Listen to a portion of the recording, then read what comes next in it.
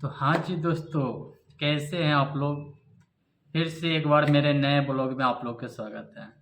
जैसे कि हम बता दें कि आर्यन बाबू जो भोजपुरी के कलाकार है, एक्टर है, सिंगर है, जो अभी खान सर से मिलते हैं और खान सर से इतनी अच्छी बातें होती हैं और उसके बाद में एक गाना सुनाते हैं।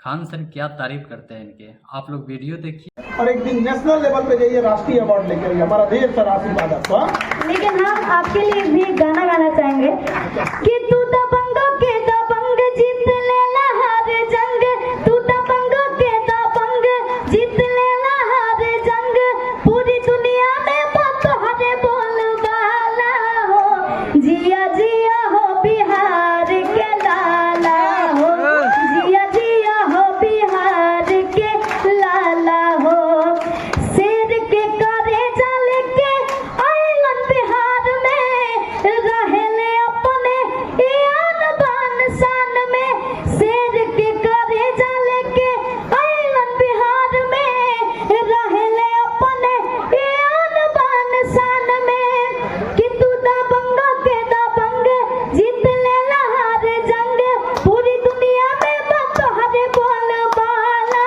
हो, जिया जिया हो बिहार के लाला हो, जिया जिया हो बिहार के लाला हो। मैं चाहता हूँ खान सर के लिए आप सभी एक बार जोरदार ताली बजा दीजिए।